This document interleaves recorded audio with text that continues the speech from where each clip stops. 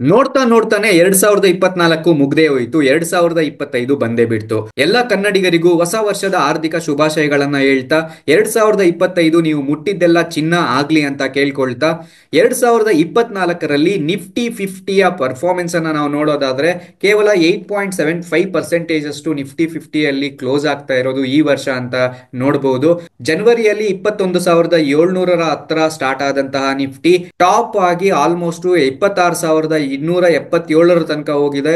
ಹೌದು, ನಿಫ್ಟಿಯಲ್ಲಿ ಅಷ್ಟೊಂದು ಹೇಳ್ಕೊಳ್ಳುವಂತಹ ಪರ್ಫಾರ್ಮೆನ್ಸ್ ಬರ್ದೇ ಇದ್ರೂ ಕೂಡ ನೆಗೆಟಿವ್ ಅಲ್ಲಂತೂ ಕ್ಲೋಸ್ ಆಗಿಲ್ಲ, ಪಾಸಿಟಿವ್ ಅಲ್ಲೇ ಕ್ಲೋಸ್ ಆಗಿದೆ ಅಂತ ಹೇಳ್ಬೋದು. ಅದೇ ರೀತಿ ನಿಫ್ಟಿ ಯಾವ ರೀತಿ ರೋಲರ್ ಕೋಸ್ಟರ್ ರೈಡ್ ಅಲ್ಲಿ ಇತ್ತು, ಕೆಲವೊಂದಿಷ್ಟು ಸ್ಟಾಕ್ಸ್ ಕೂಡ ನಿಫ್ಟಿಯಲ್ಲಿ ಇದ್ದಂತಹ ಸ್ಟಾಕ್ಸ್ ಪಾಸಿಟಿವ್ ರಿಟರ್ನ್ಸ್ ಅನ್ನ ಕೊಟ್ಟಿದ್ದಾವೆ. ಅದೇ ರೀತಿ ಕೆಲವೊಂದಿಷ್ಟು ಸ್ಟಾಕ್ಸ್ ನೆಗೆಟಿವ್ ರಿಟರ್ನ್ಸ್ ಅನ್ನ ಕೂಡ ಕೊಟ್ಟಿದ್ದಾವೆ. ಸೊ ಈ ರೀತಿ ಮಿಕ್ಸ್ ಫೀಲಿಂಗ್ಸ್ ಅನ್ನ ಈ ವರ್ಷ ನಮಗೆ ನಿಫ್ಟಿ 50 ನೀಡ್ತಾ ಇದೆ ಅಂತ ಹೇಳ್ಬೋದು. ತುಂಬಾ ಚೇಂಜಸ್ ಅನ್ನ ಕೂಡ ನಾವು ನೋಡ್ತಾ ಇದೀವಿ ಸ್ಟಾಕ್ ಮಾರ್ಕೆಟ್ ಅಲ್ಲಿ. ಯಾವುದೆಲ್ಲ ಒಳ್ಳೆ ಸ್ಟಾಕ್ಸ್ ಅನ್ಸ್ಕೊಂಡಿದಾವೋ, ಫಂಡಮೆಂಟಲಿ ಸ್ಟ್ರಾಂಗ್ ಸ್ಟಾಕ್ಸ್ ಅನ್ಸ್ಕೊಂಡಿದಾವೋ ಆ ಸ್ಟಾಕ್ಸ್ ಎಲ್ಲ ಕೂಡ ಒಳ್ಳೆ ರ್ಯಾಲಿಯನ್ನ ಕೊಟ್ಟಿರುವಂತಹ ಸ್ಟಾಕ್ಸ್. ಇವಾಗ 2025ಕ್ಕೆ ನಾವು ಕಾಲಿಡುವಂತಹ ಈ ಸಂದರ್ಭದಲ್ಲಿ ತುಂಬಾ ಸ್ಟಾಕ್ಸ್ ಫಂಡಮೆಂಟಲಿ ಸ್ಟ್ರಾಂಗ್ ಇರುವಂತಹ ಸ್ಟಾಕ್ಸ್ ಕರೆಕ್ಷನ್ ಸ್ಟೇಜ್ ಅಲ್ಲಿ ಉಳ್ಕೊಂಡಿದಾವೆ. ತುಂಬಾ ಸ್ಟಾಕ್ಸ್ ಒಳ್ಳೆ ರಿಟರ್ನ್ಸ್ ಅನ್ನ ಕೊಟ್ಟಿರೋ ಸ್ಟಾಕ್ಸ್ ಟಾಪ್ ಇಂದ ಇವಾಗ ಆಲ್ಮೋಸ್ಟ್ 10%, 20-30% ವರೆಗೂ ಕೂಡ ಡೌನ್ ಫಾಲ್ ಅಲ್ಲಿ ಕಾಣಿಸ್ತಾ ಇದಾವೆ ಅಂತ ಹೇಳ್ಬೋದು. ಸೊ ಹಾಗಿದ್ರೆ 2025ರಲ್ಲಿ ಯಾವ ಸ್ಟಾಕ್ಸ್ ಮೇಲೆ ನಾವು ಇನ್ವೆಸ್ಟ್ಮೆಂಟ್ ಮಾಡೋದು ಬೆಟರ್ ಆಗಿರುತ್ತೆ, ಯಾವ ಸ್ಟಾಕ್ಸ್ ಅಲ್ಲಿ ನಾವು ಇನ್ವೆಸ್ಟ್ಮೆಂಟ್ ಮಾಡೋದ್ರಿಂದ ನಮ್ಗೆ ಒಳ್ಳೆ ರಿಟರ್ನ್ಸ್ ಕೊಡುವಂತಹ ಚಾನ್ಸಸ್ ಇದೆ, ಯಾವ ಸ್ಟಾಕ್ಸ್ ಕಡಿಮೆಗೆ ಸಿಗ್ತಾ ಇದೆ, ಯಾವ ಸ್ಟಾಕ್ಸ್ ಫಂಡಮೆಂಟಲಿ ಸ್ಟ್ರಾಂಗ್ ಇರುವಂತಹ ಸ್ಟಾಕ್ಸ್ ನಮ್ಗೆ ಕರೆಕ್ಷನ್ ಪ್ರೈಸ್ ಅಲ್ಲಿ ಸಿಗ್ತಾ ಇದೆ ಅಂತ ನಾವು ಈ ವಿಡಿಯೋದಲ್ಲಿ ಡಿಸ್ಕಸ್ ಮಾಡೋಣ. ಇದಷ್ಟೇ ಅಲ್ಲದೆ ಟಾಪ್ 10 ಸ್ಟಾಕ್ಸ್ 2025ರಲ್ಲಿ ಒಳ್ಳೆ ಪರ್ಫಾರ್ಮೆನ್ಸ್ ಅನ್ನ ಎಕ್ಸ್ಪೆಕ್ಟ್ ಮಾಡ್ತಾ ಇರೋ ಸ್ಟಾಕ್ಸ್ ಅನ್ನ ನಾವು ಇವತ್ತು ಈ ವಿಡಿಯೋದಲ್ಲಿ ಮಾತಾಡ್ತಾ ಇದೀವಿ. ಎಲ್ಲರಿಗೂ ನಮಸ್ಕಾರ. ನನ್ನ ಹೆಸರು Harish, Bengaluru traders club YouTube ಚಾನಲ್ಗೆ ಸ್ವಾಗತ. ನೀವೇನಾದ್ರೂ ಈ ಚಾನಲ್ಗೆ ಹೊಸಬರಾಗಿದ್ರೆ ಈ ಚಾನಲ್ ಅನ್ನ ಸಬ್ಸ್ಕ್ರೈಬ್ ಮಾಡ್ಕೊಂಡು ಈ ವಿಡಿಯೋಗೊಂದು ಲೈಕ್ ಕೊಟ್ಟು ಪ್ರೋತ್ಸಾಹ ನೀಡಿ. ಸೊ ಈ ಲಿಸ್ಟ್ ಅಲ್ಲಿ ನನಗೆ ಸಿಗ್ತಾ ಇರುವಂತಹ ಮೊದಲನೇ ಸ್ಟಾಕ್ ಬಂದು Indian railway finance corporation limited ಅಂತ. ಹೌದು, ನಾನು ಇವಾಗ ಏನು 10 ಸ್ಟಾಕ್ ಬಗ್ಗೆ ಮಾತಾಡ್ತಾ ಇದ್ದೀನಿ, ಈ 10 ಸ್ಟಾಕ್ ಅಲ್ಲೂ ಕೂಡ ಕಡಿಮೆ PE ರೇಷಿಯೋ, ಇದು ಫಂಡಮೆಂಟಲಿ ಸ್ಟ್ರಾಂಗ್ ಇರುವ ಸ್ಟಾಕ್ಸ್, ಕಡಿಮೆ PE ರೇಷಿಯೋ ಪ್ಲಸ್ ROCE ಇರ್ಬೋದು, ರಿಟರ್ನ್ ಆನ್ ಕ್ಯಾಪಿಟಲ್ ಎಂಪ್ಲಾಯ್ಡ್, ಮತ್ತೆ ROE ಇರ್ಬೋದು, ರಿಟರ್ನ್ ಆನ್ ಈಕ್ವಿಟಿ ಇರ್ಬೋದು, ಎಸ್ಪೆಷಲಿ FIS ಇರ್ಬೋದು, DIS ಇರ್ಬೋದು, ಯಾವ ಸ್ಟಾಕ್ ಅಲ್ಲಿ ಇಂಟ್ರೆಸ್ಟ್ ಕೊಟ್ಟು ಬೈ ಮಾಡ್ತಾ ಇದ್ದಾರೆ ಅಂತಹ ಕೆಲವೊಂದಿಷ್ಟು ಸ್ಟಾಕ್ಸ್ ಅನ್ನ, ಅದು ಕೂಡ ಕಡಿಮೆ ಪ್ರೈಸ್ ಅಲ್ಲಿ, ಕರೆಕ್ಷನ್ ಪ್ರೈಸ್ ಅಲ್ಲಿ 52 ವೀಕ್ ಹೈ ಪ್ರೈಸ್ ಇಂದ ಇವಾಗ ಅತ್ಯಂತ ಕಡಿಮೆ ಬೆಲೆಯಲ್ಲಿ ಸಿಗ್ತಾ ಇರುವಂತಹ ಸ್ಟಾಕ್ಸ್ ಬಗ್ಗೆ ಮಾತಾಡ್ತಾ ಇದ್ದೀನಿ. ಅಂತ ಸ್ಟಾಕ್ಸ್ ಅಲ್ಲಿ ಮೊದಲನೇದಾಗಿ Indian railway finance corporation stock ಸಿಗ್ತಾ ಇದೆ. ಹೌದು, ಮಾರ್ಕೆಟ್ ಕ್ಯಾಪಿಟಲೈಸೇಷನ್ ಬಂದು 2 ಲಕ್ಷ ಕೋಟಿ ಇದೆ. ಸ್ಟಾಕ್ PE ನ ನೋಡಬಹುದು 30.8 ಅಲ್ಲಿ ಇದೆ. ಸ್ಟಾಕ್ PE ರೇಷಿಯೋ ಅನ್ನೋದು ತೀರಾ ಹೈಯರ್ ವ್ಯಾಲ್ಯೂಯೇಷನ್ ಅಲ್ಲೂ ಇಲ್ಲ, ತೀರಾ ಲೋವರ್ ವ್ಯಾಲ್ಯೂಯೇಷನ್ ಅಲ್ಲೂ ಇಲ್ಲ, ಒಂದು ಮೀಡಿಯಂ ವ್ಯಾಲ್ಯೂಯೇಷನ್ ಅಲ್ಲಿ ಕಾಣಿಸ್ತಾ ಇದೆ, ಫೇರ್ ವ್ಯಾಲ್ಯೂಯೇಷನ್ ಅಲ್ಲಿ ಕಾಣಿಸ್ತಾ ಇದೆ. ಅದೇ ರೀತಿ ROCE 5.73, ROE 13.7% ಇದೆ. ROE ಅಂತೂ ತುಂಬಾ ಅಟ್ರಾಕ್ಟಿವ್ ಆಗಿದ್ರೆ ಅದೇ ರೀತಿ ROCE ಕೂಡ ಚೆನ್ನಾಗೇ ಇದೆ ಅಂತ ಹೇಳ್ಬೋದು. ಇನ್ನು ಕ್ವಾರ್ಟರ್ಲಿ ರಿಸಲ್ಟ್ ಅಲ್ಲಿ ಲಾಸ್ಟ್ 4 ಕ್ವಾರ್ಟರ್ ನ ನಾವು ಕಂಪೇರ್ ಮಾಡಿದ್ರೆ 4 ಕ್ವಾರ್ಟರ್ ಇಂದ ಪ್ರಾಫಿಟ್ ಅನ್ನೋದು ಒಂದು ಕನ್ಸಿಸ್ಟೆನ್ಸಿಯನ್ನ ಉಳಿಸ್ಕೊಂಡು ಬರ್ತಾ ಇದ್ದಾರೆ. ಸೊ 4 ಕ್ವಾರ್ಟರ್ ಅಲ್ಲೂ ಕೂಡ ಒಂದು ಕನ್ಸಿಸ್ಟೆನ್ಸಿ ಇರೋದ್ರಿಂದ ಈ ಪರ್ಟಿಕ್ಯುಲರ್ ಸ್ಟಾಕ್ ಅಲ್ಲಿ ಒಂದಷ್ಟು ಎಕ್ಸ್ಪೆಕ್ಟೇಷನ್ ಅನ್ನೋದು ಜಾಸ್ತಿ ಇದೆ. ಎಸ್ಪೆಷಲಿ ರಿಟೇಲ್ ಇನ್ವೆಸ್ಟರ್ಸ್ಗೆ ಈ ಸ್ಟಾಕ್ ಮೇಲೆ ತುಂಬಾ ಭರವಸೆ ಇಟ್ಕೊಂಡು ಇನ್ವೆಸ್ಟ್ಮೆಂಟ್ ಮಾಡಿರೋರು ಇದ್ದಾರೆ. ಯಾರೆಲ್ಲ ಈ ಸ್ಟಾಕ್ ಮೇಲೆ ಇನ್ವೆಸ್ಟ್ಮೆಂಟ್ ಮಾಡಿದೀರಾ, ಕ್ವಾರ್ಟರ್ಲಿ ರಿಸಲ್ಟ್ ಅಂತೂ ತುಂಬಾ ಚೆನ್ನಾಗಿದೆ ಅಂತ ಹೇಳ್ಬೋದು. ಇನ್ ಬಿಟ್ವೀನ್ 4 ಕ್ವಾರ್ಟರ್ ಅಲ್ಲೂ ಕೂಡ ಒಂದು ಕನ್ಸಿಸ್ಟೆನ್ಸಿಯನ್ನ ಉಳಿಸ್ಕೊಂಡು ಬಂದಿದ್ದಾರೆ. ಯಾವುದೇ ರೀತಿಯಿಂದ ತೀರಾ ಡೌನ್ ಆಗಿರೋದು ಆಗಿರ್ಲಿ ಅಥವಾ ತೀರಾ ಅಪ್ಸೈಡ್ ಗೆ ಪ್ರಾಫಿಟ್ ಅನ್ನ ತೋರಿಸಿರೋದು ಆಗಿಲ್ಲ. ಸೊ ಇದು ಒಂದು ಕನ್ಸಿಸ್ಟೆನ್ಸಿ ಪ್ರಾಫಿಟ್ ಅನ್ನ ಇವರು ತೋರಿಸ್ಕೊಂಡು ಬರ್ತಾ ಇದ್ದಾರೆ. ಮುಂದಿನ ಹಂತದಲ್ಲಿ, ಮುಂದಿನ ಕ್ವಾರ್ಟರ್ಸ್ ಅಲ್ಲಿ ಇನ್ನಷ್ಟು ಪ್ರಾಫಿಟ್ ಅನ್ನ ಇವ್ರು ಏನಾದ್ರು ನಮ್ಗೆ ಅಪ್ಡೇಟ್ ಅನ್ನ ಕೊಟ್ರೆ, ಒಂದಷ್ಟು ಪ್ರಾಫಿಟ್ ಅನ್ನ ಜಾಸ್ತಿ ಮಾಡಿದ್ರೆ ಇನ್ನೂ ಒಂದು ಒಳ್ಳೆಯ ಪಾಸಿಟಿವ್ ರಿಟರ್ನ್ಸ್ ಕೊಡುವಂತಹ ಚಾನ್ಸಸ್ ಜಾಸ್ತಿ ಇರುತ್ತೆ. ಈ ಸ್ಟಾಕ್ ನ ರ್ಯಾಲಿ ಮಾಡೋದಕ್ಕೆ ಅದೊಂದು ಹೆಲ್ಪ್ಫುಲ್ ಆಗಿರುತ್ತೆ. ಇನ್ನು ಪ್ರಾಫಿಟ್ ಅಂಡ್ ಲಾಸ್ ಅಲ್ಲಿ ಇಯರ್ಲಿ ಸ್ಟೇಟ್ಮೆಂಟ್ ಅನ್ನ ನಾವು ನೋಡೋದಾದ್ರೆ ಲಾಸ್ಟ್ 2023ರಲ್ಲಿ 6,167 ಕೋಟಿ ಇತ್ತು. ಅದಾದ್ಮೇಲೆ ಈ ವರ್ಷ 2024ಕ್ಕೆ 6,412 ಕೋಟಿ ಆಗಿದೆ. ಸೊ ಇದು ಇಂಪ್ರೆಸಿವ್ ಆಗಿದೆ ಅಂತ ಹೇಳ್ಬೋದು. ಇಯರ್ಲಿ ರಿಸಲ್ಟ್ ಅಲ್ಲಿ ಒಂದು ಗ್ರೋತ್ ಅನ್ನೋದನ್ನ ನಾವು ನೋಡ್ತಾ ಇದೀವಿ. ಇನ್ನು ಶೇರ್ ಹೋಲ್ಡಿಂಗ್ ಪ್ಯಾಟರ್ನ್ ಅಲ್ಲಿ ನಾವು ನೋಡೋದಾದ್ರೆ ಪ್ರಮೋಟರ್ಸ್ ಎಲ್ಲೂ ಕೂಡ ಮ್ಯಾನಿಪುಲೇಷನ್ ಅನ್ನ ಮಾಡಿಲ್ಲ. 86% ಆಲ್ಮೋಸ್ಟ್ ಸೆಪ್ಟೆಂಬರ್ 2021ರಿಂದ ಇಲ್ಲಿವರೆಗೂ ಕೂಡ 2024 3-4 ವರ್ಷದಿಂದ ಟೈಮ್ ಫ್ರೇಮ್ ಅಲ್ಲಿ ಯಾವುದೇ ರೀತಿಯ ಮ್ಯಾನಿಪುಲೇಷನ್ ಅನ್ನ ಮಾಡಿಲ್ಲ. ಸೊ ಇದು ನಿಮ್ಗೆ ಗೊತ್ತೇ ಇರುತ್ತೆ, ಇದೊಂದು PSU ಸ್ಟಾಕ್ ಆಗಿರುತ್ತೆ. ಅದೇ ರೀತಿ FIS ಕೂಡ ಯಾವುದೇ ರೀತಿಯಿಂದ ಕೂಡ ತೀರಾ ಡೌನ್ ಸೈಡ್ ತೀರಾ ಝೀರೋ ಮಾಡೋದಾಗ್ಲಿ ಅಥವಾ ತೀರಾ ಅಪ್ ಸೈಡ್ ಹೋಗೋದಾಗ್ಲಿ ಮಾಡಿಲ್ಲ. FIIs ಒಂದು ಕನ್ಸಿಸ್ಟೆನ್ಸಿ ಆಗಿ ಈ ಸ್ಟಾಕ್ಸ್ ಅಲ್ಲಿ ಇನ್ವೆಸ್ಟ್ಮೆಂಟ್ ಅನ್ನ ಮಾಡ್ಕೊಂಡು ಬಂದಿದ್ದಾರೆ. ಅದೇ ರೀತಿ DIS ನ ನೋಡೋದಾದ್ರೆ DIS ಕೂಡ ಅಷ್ಟೇ ಪ್ರೀವಿಯಸ್ ಜೂನ್ ಕ್ವಾರ್ಟರ್ಗೂ ಈ ಕ್ವಾರ್ಟರ್ಗೂ ಯಾವುದೇ ರೀತಿಯ ವ್ಯತ್ಯಾಸ ಆಗಿಲ್ಲ. 1.08 ಅನ್ನು ಉಳಿಸ್ಕೊಂಡಿದ್ರೆ, ಇನ್ನು ಪಬ್ಲಿಕ್ ನಾವು 11.48% ಅನ್ನ ಪಬ್ಲಿಕ್ ಉಳಿಸ್ಕೊಂಡು ಬಂದಿದ್ದಾರೆ. ನೀವು ನೋಡಬಹುದು year on year, quarter on quarter basis ಅನ್ನ ನಾವು ನೋಡೋದಾದ್ರೆ ಪಬ್ಲಿಕ್ ಅನ್ನೋರು ಈ ಸ್ಟಾಕ್ ಅಲ್ಲಿ ಇನ್ವೆಸ್ಟ್ಮೆಂಟ್ ಮಾಡೋದು ಇಂಟ್ರೆಸ್ಟ್ ಜಾಸ್ತಿ ತೋರಿಸ್ತಾನೆ ಬರ್ತಾ ಇದ್ದಾರೆ. ಸೊ ಓವರ್ ಆಲ್ ಆಗಿ ನಾವು ನೋಡೋದಾದ್ರೆ 229 ರೂಪಾಯಿಂದ 153 ರೂಪಾಯಲ್ಲಿ ಸ್ಟಾಕ್ ಸಿಗ್ತಾ ಇದೆ. ಸೊ ಆಲ್ಮೋಸ್ಟ್ ನಮಗೆ ಒಳ್ಳೆ ಕರೆಕ್ಷನ್ ಪ್ರೈಸ್ ಅಲ್ಲಿ ಸಿಗ್ತಾ ಇದೆ ಅಂತ ಹೇಳ್ಬೋದು. 2025ಕ್ಕೆ ರೈಲ್ವೆ ಬಜೆಟ್ ಅನೌನ್ಸ್ಮೆಂಟ್ ಆಗೋ ಟೈಮ್ ಅಲ್ಲಿ ಒಂದೊಳ್ಳೆಯ ರೈಲ್ವೆ ಬಜೆಟ್ ಅನ್ನು ಅನೌನ್ಸ್ ಮಾಡಿ ರೈಲ್ವೆ ಸೆಕ್ಟರ್ಗೆ ಒಂದೊಳ್ಳೆಯ ಅವಕಾಶಗಳನ್ನ ಕೊಟ್ರೆ, ರೈಲ್ವೆ ಸೆಕ್ಟರ್ಗೆ ಒಂದೊಳ್ಳೆ ಫಂಡ್ ಅನ್ನ ವಿನಿಯೋಗಿಸಿದ್ರೆ, ಒಳ್ಳೆ ಗುಡ್ ನ್ಯೂಸ್ ಅನ್ನ ಕೊಟ್ರೆ Indian railway finance corporation stock ಅನ್ನ ಹಿಡಿಯೋದಕ್ಕೆ ಸಾಧ್ಯ ಆಗದೆ ಇರೋಷ್ಟು ಮುಂದೆ ಹೋಗುವ ಚಾನ್ಸಸ್ ಎಲ್ಲ ಇರುತ್ತೆ. ಸೊ ಈ ಸ್ಟಾಕ್ ನಮಗೆ ಅಟ್ರಾಕ್ಟಿವ್ ಆಗಿ ಕಾಣಿಸ್ತಾ ಇದೆ, especially near to railway budget ಇರೋದ್ರಿಂದ. ಸೊ ಇನ್ನು ಇದೇ ಲಿಸ್ಟ್ ಅಲ್ಲಿ ಇರುವಂತಹ ಎರಡನೇ ಸ್ಟಾಕ್ ಬಂದು ಟಾಟಾ ಮೋಟಾರ್ಸ್ ಅಂತ. ಹೌದು, ಟಾಟಾ ಮೋಟಾರ್ಸ್ ಸ್ಟಾಕ್ ಕೂಡ ತುಂಬಾ ಅಟ್ರಾಕ್ಟಿವ್ ಆಗಿ ಇದೆ. ಸೊ ಟಾಟಾ ಮೋಟಾರ್ ಸ್ಟಾಕ್ 1180 ರೂಪಾಯಿಂದ 734 ರೂಪಾಯಿಗೆ ಇಳಿದಿರೋದು. ಈ ಸ್ಟಾಕ್ ಅನ್ನ ಯಾರು ಕೂಡ ಇಷ್ಟೊಂದು ಕಡಿಮೆಗೆ ಬೀಳತ್ತೆ ಅಂತ ಯಾರು ಎಕ್ಸ್ಪೆಕ್ಟ್ ಕೂಡ ಮಾಡಿರ್ಲಿಲ್ಲ. ಆದ್ರೆ ಕೆಲವೊಂದಿಷ್ಟು ರೀಸನ್ಸ್ ಇಂದ ಟಾಟಾ ಮೋಟಾರ್ಸ್ ಅನ್ನೋದು ಕಡಿಮೆ ಬರ್ತಾ ಇದೆ. ಕೆಲವು ಫಂಡಮೆಂಟಲ್ಸ್ ಅಂತೂ ಸ್ಟ್ರಾಂಗ್ ಆಗಿದ್ರು ಕೂಡ ಅವರು ಮಾಡಿದಂತಹ ಕೆಲವು ಕ್ವಾರ್ಟರ್ಲಿ ರಿಸಲ್ಟ್ ಅಪ್ಡೇಟ್ ಏನಿದೆ ಅದು ಮಾರ್ಕೆಟ್ ಇನ್ವೆಸ್ಟರ್ಸ್ಗೆ ಇಂಪ್ರೆಸಿವ್ ಆಗಿ ಕಾಣಿಸದೇ ಇರೋ ಕಾರಣ ಟಾಟಾ ಮೋಟಾರ್ಸ್ ಅಲ್ಲಿ ತುಂಬಾ ಡೌನ್ ಫಾಲ್ ಅನ್ನ ನಾವು ನೋಡ್ತಾ ಇದ್ದೀವಿ. ಹಂಗಂತ ಟಾಟಾ ಮೋಟಾರ್ಸ್ 734 ರೂಪಾಯಿ ಇರೋದು ತೀರಾ 500ಕ್ಕೋ 400ಕ್ಕೋ 300ಕ್ಕೋ ಹೋಗುತ್ತೆ ಅನ್ನುವ ಯಾವುದೇ ನಾವು ಎಕ್ಸ್ಪೆಕ್ಟೇಷನ್ ಮಾಡೋಕ್ಕಾಗೋದಿಲ್ಲ. ಯಾವುದೇ ಫಂಡಮೆಂಟಲಿ ಸ್ಟ್ರಾಂಗ್ ಇರುವ ಸ್ಟಾಕ್ ಎಷ್ಟು ಬಿದ್ದರೆ ಅಷ್ಟು ಆಪರ್ಚುನಿಟಿ ಕ್ರಿಯೇಟ್ ಮಾಡಿ ಕೊಡುತ್ತೆ ಇನ್ವೆಸ್ಟರ್ಸ್ಗೆ. ಅದರಲ್ಲಿ ನನಗೆ ಕಾಣಿಸ್ತಾ ಇರುವಂತಹ ಬೆಸ್ಟ್ ಆಪರ್ಚುನಿಟಿ ಸ್ಟಾಕ್ ಬಂದು ಟಾಟಾ ಮೋಟಾರ್ಸ್ ಲಿಮಿಟೆಡ್ ಅಂತ. ಹೌದು, ಮಾರ್ಕೆಟ್ ಕ್ಯಾಪಿಟಲೈಸೇಷನ್ 2,70,000 ಕೋಟಿ ಇದ್ರೆ ಸ್ಟಾಕ್ PE ನೋಡಿ ಕೇವಲ 8ರಲ್ಲಿ ಸ್ಟಾಕ್ PE ಸಿಗ್ತಾ ಇದೆ. ಸೊ ಇದು under valued stock PE ratio ಪ್ರಕಾರ, ಇಂಡಸ್ಟ್ರಿ PE ರೇಷಿಯೋ ಪ್ರಕಾರ ನಾವು ನೋಡೋದಾದ್ರೆ ಸ್ಟಾಕ್ PE ಅನ್ನೋದು ನಮಗೆ ಟಾಟಾ ಮೋಟಾರ್ ಸ್ಟಾಕ್ ತೀರಾ ಅಂಡರ್ ವ್ಯಾಲ್ಯೂಡ್ ಅಲ್ಲಿ ಸಿಗ್ತಾ ಇದೆ, ತೀರಾ ಕಡಿಮೆ ಪ್ರೈಸ್ ಅಲ್ಲಿ ಸಿಗ್ತಾ ಇದೆ ಅಂತ ಅರ್ಥ. ಅದೇ ರೀತಿ ನಾವು ROCE ನ ನೋಡಿ 20% ROCE ಇದೆ, ತುಂಬಾ ಇಂಪ್ರೆಸಿವ್ ಆಗಿದೆ. ROE ಅಂತೂ 49% ಇದೆ, ತುಂಬಾ ಅಂದ್ರೆ ತುಂಬಾ ಚೆನ್ನಾಗಿದೆ ROE. ಇಂಟ್ರೆನ್ಸಿಕ್ ವ್ಯಾಲ್ಯೂ ನಾವು ನೋಡೋದಾದ್ರೆ 685 ರೂಪೀಸ್ ಇಂಟ್ರೆನ್ಸಿಕ್ ವ್ಯಾಲ್ಯೂ ಇದೆ. ಇನ್ನೇನಾದ್ರೂ ಈ ಸ್ಟಾಕ್ ಅಲ್ಲಿ ಒಳ್ಳೆ ರ್ಯಾಲಿ ಬಂದ್ರೆ 685 ರೂಪೀಸ್ ಅಪ್ಸೈಡ್ ಮೊಮೆಂಟಮ್ ಕೊಡೋ ಚಾನ್ಸಸ್ ಎಲ್ಲವೂ ಕೂಡ ಇರುತ್ತೆ ಅಂತ ತಿಳಿಸ್ತಾ ಇದೆ ಟಾಟಾ ಮೋಟಾರ್ಸ್ ನ ಇಂಟ್ರೆನ್ಸಿಕ್ ವ್ಯಾಲ್ಯೂ. ಇನ್ನು ಟಾಟಾ ಮೋಟಾರ್ಸ್ ನ FIIs ಹೋಲ್ಡಿಂಗ್ಸ್ ಅನ್ನ ನಾವು ಗಮನಿಸಬೇಕು. 18% ಇದ್ದಿದ್ದು ಜೂನ್ ಕ್ವಾರ್ಟರ್ ಅಲ್ಲಿ ರೀಸೆಂಟ್ ಕ್ವಾರ್ಟರ್ಗೆ ಅದು 20% ಆಗಿದೆ, ಆಲ್ಮೋಸ್ಟ್ 2% ಇನ್ಕ್ರೀಸ್ ಆಗಿದೆ. ಅದೇ ರೀತಿ DIS ಬಂದು 15% ಇಂದ 16% ಗೆ ಇನ್ಕ್ರೀಸ್ ಮಾಡ್ಕೊಂಡಿದ್ದಾರೆ. DIS ಇನ್ಕ್ರೀಸ್ ಮಾಡ್ಕೊಂಡಿದ್ದಾರೆ, FIIs ಕೂಡ ಇನ್ಕ್ರೀಸ್ ಮಾಡ್ಕೊಂಡಿದ್ದಾರೆ. ಇನ್ನು ಪ್ರಮೋಟರ್ಸ್ ಹೋಲ್ಡಿಂಗ್ಸ್ ಅಲ್ಲಿ ಈ ಕ್ವಾರ್ಟರ್ ಅಲ್ಲಿ 4% ಅಷ್ಟು ಪ್ರಮೋಟರ್ಸ್ ಹೋಲ್ಡಿಂಗ್ಸ್ ಆಚೆ ಬಂದಿದ್ದಾರೆ ಅಂತ ಹೇಳ್ಬೋದು. ಇದೊಂದು ನೋಡೋದಕ್ಕೆ ಡಿಸ್ಅಡ್ವಾಂಟೇಜ್ ಆಗಿರುತ್ತೆ, ಇದೊಂದು ನೆಗೆಟಿವ್ ಆಗಿರುತ್ತೆ. ಬಟ್ ಸ್ಟಿಲ್ FIIs ಮತ್ತೆ DIS ಈ ಸ್ಟಾಕ್ ಅಲ್ಲಿ ಇಂಟ್ರೆಸ್ಟ್ ತೋರಿಸಿ ಬೈ ಮಾಡ್ತಾನೆ ಇದ್ದಾರೆ. ಸೊ ಓವರ್ ಆಲ್ ಆಗಿ ನಾವು ನೋಡೋದಾದ್ರೆ ಟಾಟಾ ಮೋಟಾರ್ಸ್ ತೀರಾ ಲೋವರ್ ಪ್ರೈಸ್ ಅಲ್ಲಿ ಸಿಗ್ತಾ ಇದೆ ಅಂತ ಕನ್ಸಿಡರ್ ಮಾಡಬೇಕಾಗುತ್ತೆ. ಸೊ ಇದೊಂದು ಬೆಟರ್ ಆಪರ್ಚುನಿಟಿ ಆಗಿರುತ್ತೆ ಇನ್ವೆಸ್ಟರ್ಸ್ ಗೆ, ಫ್ರೆಶ್ ಆಗಿ ಇನ್ವೆಸ್ಟ್ಮೆಂಟ್ ಮಾಡೋರಿಗೆ ಈ ಸ್ಟಾಕ್ ಅಲ್ಲಿ ಇನ್ವೆಸ್ಟ್ಮೆಂಟ್ ಮಾಡೋದು. ಇನ್ನು ಇದೇ ಲಿಸ್ಟ್ ಅಲ್ಲಿ ನನಗೆ ಮೂರನೇ ಸ್ಟಾಕ್ ಸಿಗ್ತಾ ಇರೋದು ಮ್ಯಾಜಗಾನ್ ಡಾಕ್ ಶಿಪ್ ಬಿಲ್ಡರ್ಸ್ ಲಿಮಿಟೆಡ್ ಅಂತ. PSU ಸ್ಟಾಕ್ ಆಗಿರುತ್ತೆ. ನಿಮ್ಗೆ ನೆನಪಿರಬಹುದು 2023 2024ರಲ್ಲಿ ಒಂದೊಳ್ಳೆ ರ್ಯಾಲಿ ಕೊಟ್ಟಿರುವ ಸ್ಟಾಕ್ಸ್ ಅಲ್ಲಿ ಮ್ಯಾಜಗಾನ್ ಡಾಕ್ ಕೂಡ ಒಂದು ಅಂತ ಹೇಳ್ಬೋದು. ಮಾರ್ಕೆಟ್ ಕ್ಯಾಪಿಟಲೈಸೇಷನ್ 91,000 ಕೋಟಿ ಇದೆ. ಸ್ಟಾಕ್ PE 35.7 ಅಲ್ಲಿ ಇದ್ರೆ ROCE ನೋಡಿ ಮತ್ತೆ ROE ನೋಡಿ ಎರಡು ಕೂಡ ತುಂಬಾ ಅಟ್ರಾಕ್ಟಿವ್ ಆಗಿದೆ. ROCE ತುಂಬಾ ಚೆನ್ನಾಗಿದೆ, ROE ತುಂಬಾ ಚೆನ್ನಾಗಿದೆ. ಅದೇ ರೀತಿ ಡೆಟ್ ಅನ್ನ ನೋಡಿ, ಸಾಲ, ಈ ಕಂಪನಿಗೆ ಸಾಲ ಅನ್ನೋದು ಕೇವಲ 36 ಕೋಟಿ ರೂಪಾಯಿ ಸಾಲ ಇದೆ. 91,000 ಕೋಟಿ ಮಾರ್ಕೆಟ್ ಕ್ಯಾಪಿಟಲೈಸೇಷನ್ ಇರುವ ಸ್ಟಾಕ್ಗೆ 36 ಕೋಟಿ ಅನ್ನೋದು ಆಲ್ಮೋಸ್ಟ್ ಡೆಟ್ ಫ್ರೀ ಸ್ಟಾಕ್ ಅಂತ ಕನ್ಸಿಡರ್ ಮಾಡಬಹುದು. ಮತ್ತೆ ಇವ್ರ ಹತ್ರ ಇರುವಂತಹ ಆರ್ಡರ್ ಬುಕ್ ಕೂಡ ತುಂಬಾ ಸ್ಟ್ರಾಂಗ್ ಆಗಿದೆ ಅಂತ ಹೇಳ್ಬೋದು. ತುಂಬಾ ಆರ್ಡರ್ ಬುಕ್, ತುಂಬಾ ಮುಂದಕ್ಕೆ ಬರುವಂತಹ ಬಿಸ್ನೆಸ್ ಅಲ್ಲಿ ಆರ್ಡರ್ ಬುಕ್ ಅನ್ನ ಇವರು ಬ್ಲಾಕ್ ಮಾಡ್ಕೊಂಡಿದ್ದಾರೆ. ಸೊ ಅದೊಂದು ಅಡ್ವಾಂಟೇಜ್ ಆಗಿರುತ್ತೆ. ಅದೇ ರೀತಿ 52 ವೀಕ್ ಐ ಬಂದು 2930 ಅಲ್ಲಿ ಟ್ರೇಡ್ ಆಗಿರುವಂತಹ ಸ್ಟಾಕ್ ಈಗ 2269 ಅಲ್ಲಿ ನಮಗೆ ಸಿಗ್ತಾ ಇದೆ. ಆಲ್ಮೋಸ್ಟ್ 20-25% ಅಷ್ಟು ಡೌನ್ ಫಾಲ್ ಅಲ್ಲಿ ನಮಗೆ ಈ ಸ್ಟಾಕ್ ಸಿಗ್ತಾ ಇದೆ ಅಂತ ಹೇಳ್ಬೋದು. ಸೊ ಇಂಟ್ರೆನ್ಸಿಕ್ ವ್ಯಾಲ್ಯೂ ಅನ್ನ ನಾವು ನೋಡೋದಾದ್ರೆ intrinsic value almost 50% higher side ಅಲ್ಲಿ ಹೋಗುವಂತ ಚಾನ್ಸಸ್ ಇದೆ ಅಂತ ತಿಳಿಸ್ತಾ ಇದೆ. ಅದೇ ರೀತಿ ಇವ್ರದ್ದು ಇಯರ್ ಆನ್ ಇಯರ್ ಪ್ರಾಫಿಟ್ಸ್ ಅನ್ನ ನಾವು ನೋಡೋದಾದ್ರೆ 2023ರಲ್ಲಿ 1119 ಕೋಟಿ ಇತ್ತು, 2024ಕ್ಕೆ 1937 ಕೋಟಿ ಆಗಿದೆ. ನೀವು ನೆನಪಲ್ಲಿ ಇಟ್ಕೊಳ್ಳಿ, ಲಾಸ್ಟ್ 3-4 ವರ್ಷದಿಂದ ಕಂಪೇರ್ ಮಾಡೋದಾದ್ರೆ ಕೇವಲ 2021ರಲ್ಲಿ 500 ಕೋಟಿ ಪ್ರಾಫಿಟ್ ಮಾಡ್ತಾ ಇದ್ದಂತಹ ಕಂಪನಿ ಅದಾದ್ಮೇಲೆ 600 ಕೋಟಿಗೆ ಹೋಗಿದೆ. ಅದಾದ್ಮೇಲೆ 2023ರಲ್ಲಿ 1119 ಕೋಟಿಯಿಂದ ಈಗ 2024ಕ್ಕೆ 1937 ಕೋಟಿ ಪ್ರಾಫಿಟ್ ಮಾಡಿರೋದು ರ್ಯಾಪಿಡ್ ಗ್ರೋತ್ ಅಂತ ಹೇಳ್ಬೋದು. ಅದಕ್ಕೆ ಇರುವಂತಹ ಆರ್ಡರ್ ಬುಕ್ ಒಂದು ಕಾರಣ ಅಂತ ಹೇಳ್ಬೋದು. ಅದೇ ರೀತಿ ಮಾರ್ಜಿನ್ಸ್ ಕೂಡ ತುಂಬಾ ಚೆನ್ನಾಗಿದೆ, ಆರ್ಡರ್ಸ್ ಬುಕ್ ಕೂಡ ತುಂಬಾ ಚೆನ್ನಾಗಿರೋದ್ರಿಂದ ಈ ಕಂಪನಿ ತುಂಬಾ ಚೆನ್ನಾಗಿ ಪ್ರಾಫಿಟ್ಸ್ ಅನ್ನ ಮಾಡ್ಕೊಂಡು ಹೋಗ್ತಾ ಇದೆ. ಸೊ ಇದೇ ರೀತಿ ಕಂಟಿನ್ಯೂಯೇಷನ್ ಆಗಿ ಹೈ ಗ್ರೋತ್ ಪ್ರಾಫಿಟ್ ಅನ್ನ ತೋರಿಸ್ಕೊಂಡು ಹೋದ್ರೆ ಮ್ಯಾಜಗಾನ್ ಅಲ್ಲಿ ತುಂಬಾ ಒಳ್ಳೆ ರ್ಯಾಲಿ ಬರುವಂತಹ ಚಾನ್ಸಸ್ ಇರುತ್ತೆ.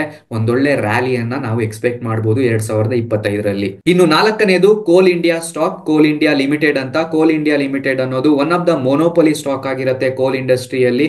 ಸೊ 2,32,000 ಕೋಟಿ ಅತ್ಯಂತ ದೊಡ್ಡ ಕಂಪನಿ ಆಗಿರುತ್ತೆ. ಸ್ಟಾಕ್ ಪಿ ನೋಡೋದಾದ್ರೆ ಜಸ್ಟ್ 6 ಅಲ್ಲಿ ಸ್ಟಾಕ್ ಪಿ ಇದೆ. ಸೊ ಇನ್ನು ROCE ನೋಡಬೇಕು 63%. ತುಂಬಾ ರೇರ್ ಅಲ್ಲಿ ರೇರ್ ಕಂಪನೀಸ್ ಇಷ್ಟೊಂದು ROCE ನ ತೆಗಿತಾರೆ. ROE ನೋಡಿದ್ರೆ 52%. ಸೊ ROCE ಮತ್ತೆ ROE ನಾವು ಈ ಸ್ಟಾಕ್ ಮೇಲೆ ಕಣ್ಮುಚ್ಕೊಂಡು ಇನ್ವೆಸ್ಟ್ಮೆಂಟ್ ಮಾಡಬಹುದು ಅಂತ ಹೇಳ್ಬೋದು. ಹೈ ಮಾರ್ಕೆಟ್ ಕ್ಯಾಪಿಟಲೈಸೇಷನ್ ಇರುವ ಸ್ಟಾಕ್ ಗೆ ಅಷ್ಟೊಂದು ತೀರಾ ದೊಡ್ಡ ಡೆಟ್ ಕೂಡ ಇಲ್ಲ. ಅದೇ ರೀತಿ ರಿಸರ್ವ್ಸ್ ಅನ್ನ ನೋಡಿ 90,000 ಕೋಟಿ ರಿಸರ್ವ್ಸ್ ಅನ್ನ ಉಳಿಸ್ಕೊಂಡಿದ್ದಾರೆ, which is again very positive thing ಆಗಿರುತ್ತೆ ಈ ಸ್ಟಾಕ್ ಅಲ್ಲಿ.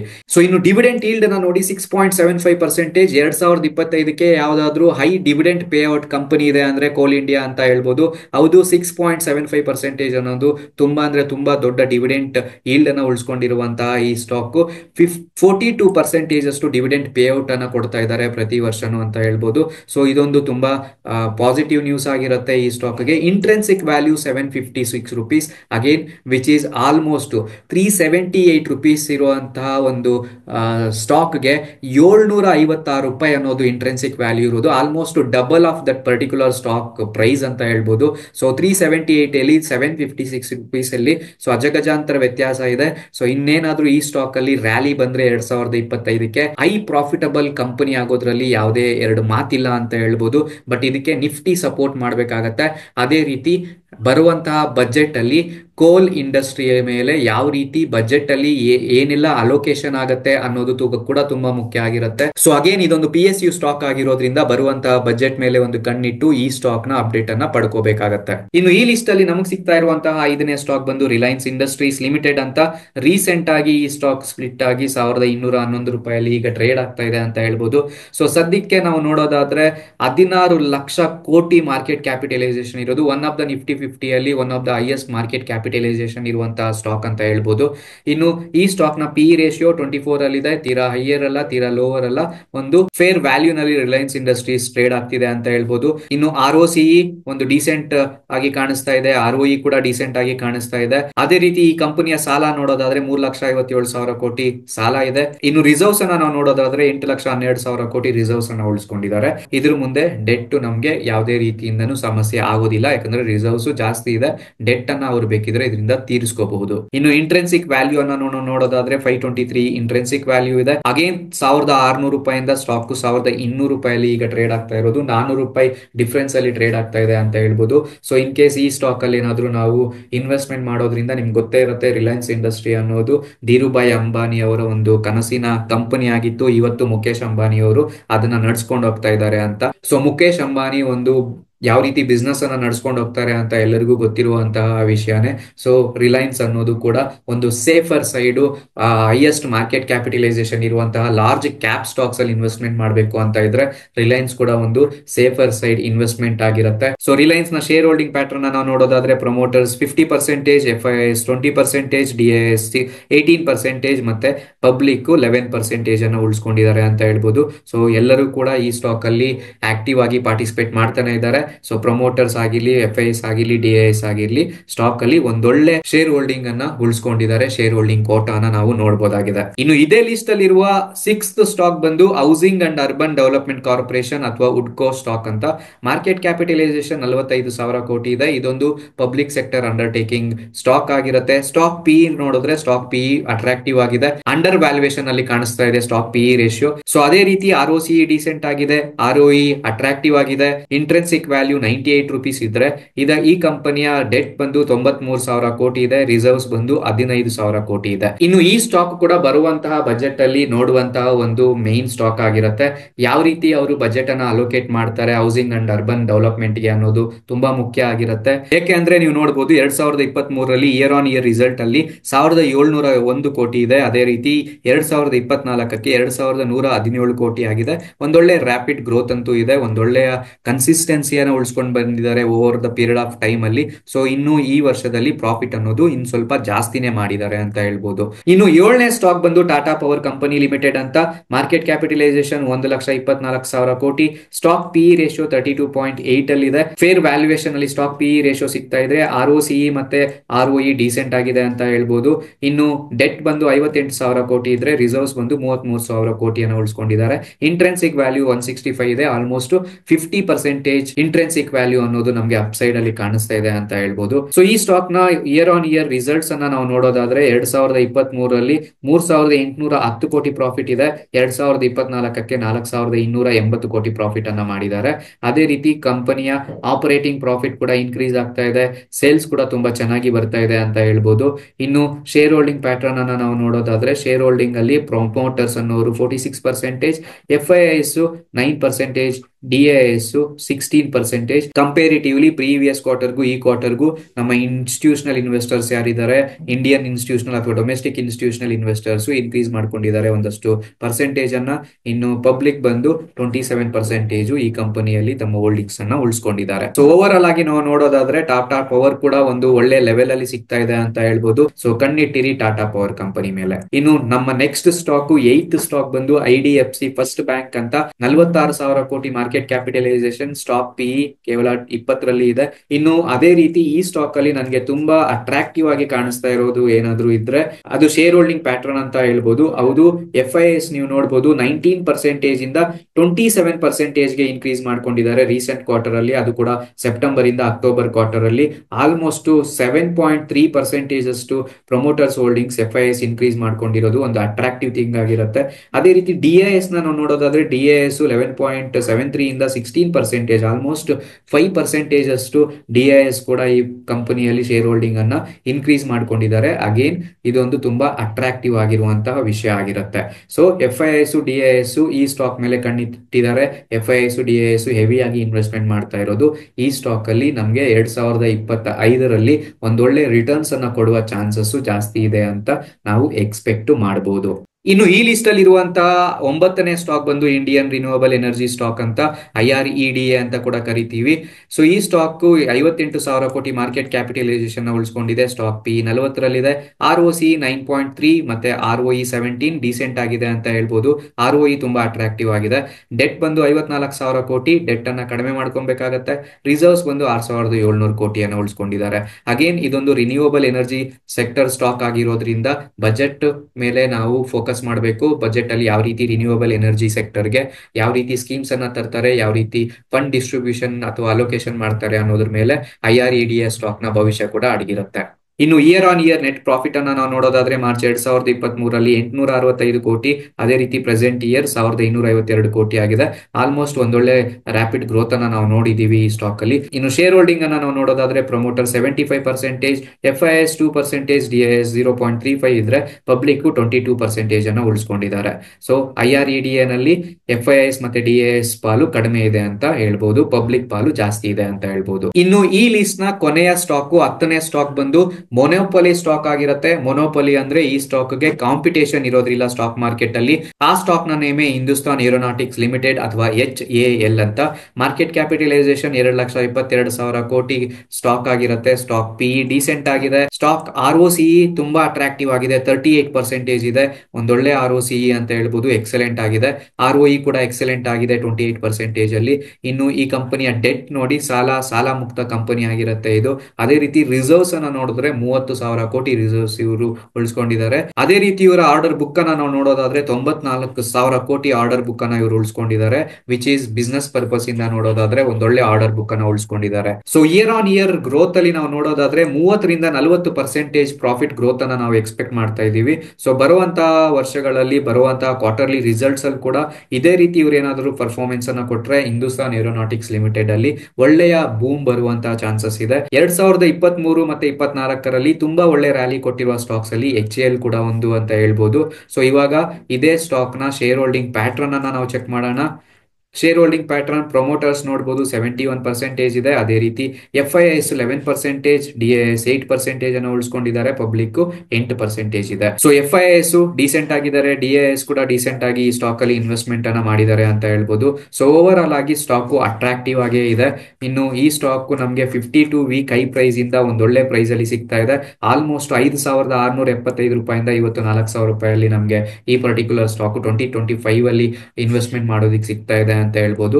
ಸೊ ಒಂದೊಳ್ಳೆ ರ್ಯಾಲಿ ಆಗಿರಂತಹ ಸ್ಟಾಕ್ ಅಲ್ಲಿ ಕರೆಕ್ಷನ್ ಬಂದಿದೆ. ಕರೆಕ್ಷನ್ ಮೋಡ್ ಅಲ್ಲಿ ನಾವು ಇವಾಗ ಫ್ರೆಶ್ ಇನ್ವೆಸ್ಟರ್ಸ್ ಯಾರಿದ್ದಾರೆ ಅವರು ಈ ಸ್ಟಾಕ್ ಅನ್ನ ನೋಡೋದ್ರಿಂದ, ಇವರು ಈ ಸ್ಟಾಕ್ ಮೇಲೆ ಫೋಕಸ್ ಮಾಡಿ ಇನ್ವೆಸ್ಟ್ಮೆಂಟ್ ಮಾಡೋದ್ರಿಂದ ಬರುವಂತಹ 2025ರಲ್ಲಿ ನಾವು ಹಿಂದೂಸ್ತಾನ್ ಏರೋನಾಟಿಕ್ಸ್ ಅಲ್ಲಿ ಒಳ್ಳೆಯ ರಿಟರ್ನ್ಸ್ ಅನ್ನ ಎಕ್ಸ್ಪೆಕ್ಟ್ ಮಾಡಬಹುದು. ಸೊ ಇದಾಗಿತ್ತು 2025ಕ್ಕೆ ಟಾಪ್ 10 ಸ್ಟಾಕ್ಸ್ ವಾಚ್ ಲಿಸ್ಟ್ ಅಂತ ಹೇಳ್ಬೋದು. ಸೊ ಇಷ್ಟೆಲ್ಲ ಕೇಳಿದ ಮೇಲೆ 2025ಕ್ಕೆ ನಿಮ್ಮ ವಾಚ್ ಲಿಸ್ಟ್ ಸ್ಟಾಕ್ಸ್ ಅಲ್ಲಿ ಯಾವ್ಯಾವ ಸ್ಟಾಕ್ಸ್ ಇರುತ್ತೆ ಅಂತ ಕಮೆಂಟ್ ಮಾಡಿ. ಯಾವ ಸ್ಟಾಕ್ಸ್ ತುಂಬಾ ಅಟ್ರಾಕ್ಟಿವ್ ಆಗಿರುತ್ತೆ, ಯಾವ ಸ್ಟಾಕ್ಸ್ ತುಂಬಾ ಟೆನ್ಷನ್ ಅನ್ನ ತಗೊಳುತ್ತೆ ಅಂತ ನೋಡೋಣ. ಸೊ ಹೋಪ್ ಈ ಇನ್ಫಾರ್ಮೇಶನ್ ನಿಮ್ಗೆ ಯೂಸ್ಫುಲ್ ಆಗಿರುತ್ತೆ ಅಂತ ಭಾವಿಸ್ತಾ, ಇದೇ ರೀತಿ ಸ್ಟಾಕ್ ಮಾರ್ಕೆಟ್ ಆನ್ ಟೈಮ್ ಅಪ್ಡೇಟ್ಸ್ಗೋಸ್ಕರ ನಮ್ಮ ಚಾನೆಲ್ ಅನ್ನ ಸಬ್ಸ್ಕ್ರೈಬ್ ಆಗಿ ಈ ವಿಡಿಯೋಗೊಂದು ಲೈಕ್ ಕೊಟ್ಟು ಪ್ರೋತ್ಸಾಹ ನೀಡಿ.